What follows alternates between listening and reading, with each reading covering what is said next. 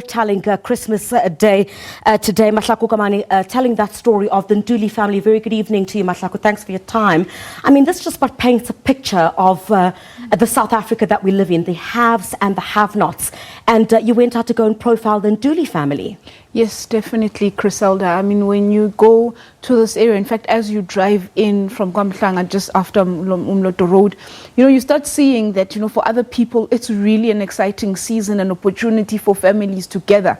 But there's also that other picture where some people don't actually have family together with. And I mean, we found this family. It's headed by the uncle. These are his nieces and his nephews that he lives with. Yeah. There is no parent. For them, they say this time that they can cope throughout the year, but it's at this time especially when they begin to realize, hang on, I don't have any parents.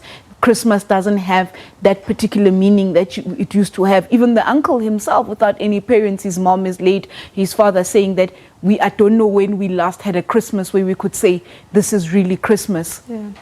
I mean, just looking at, the celebration there, you've got a birthday party, just some food that is being served to the family as well. Talk us through, how this family survives, not just on Christmas Day. The profile is very much on today, but how do they get by generally?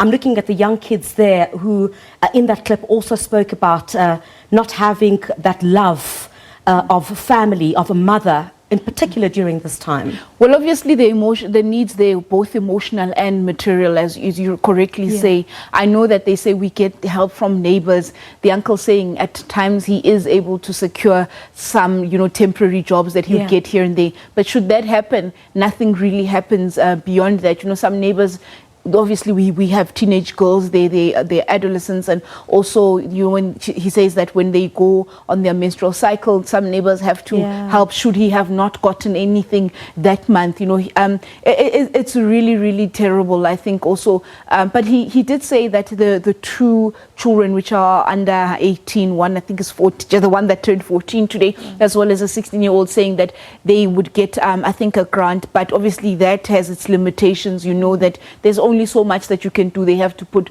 food on the table. The nephew has just completed matric. It really just does paint a picture that while we celebrate, really they indeed are deserving people out there, people that for them this really would rather just pass by today, that they wish can it just the whole season as an entirety, because you'd understand that this is an area in the former homelands where people will then flock back home, coming in from Joburg, that access that we speak about, but also that time for family. When you go to their next door neighbors, there's family, their mothers have come back from working as domestic workers and whatever else they work as. So for them, I think for these children, really, really the season, a great reminder of everything literally that they have lost.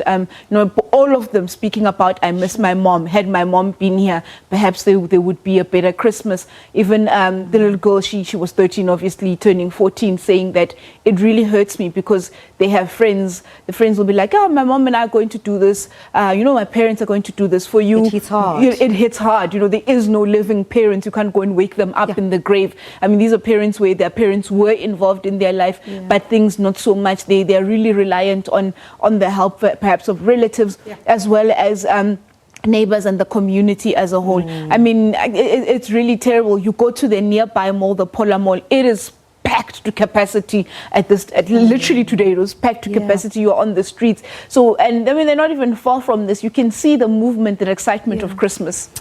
Mahlako Komane, thank you very much for highlighting the story of the Ntuli family. Thanks indeed, SABC reporter Mahlako Komane, covering just part of the aspect of Christmas. Many other stories to follow in this bulletin. Let's move on.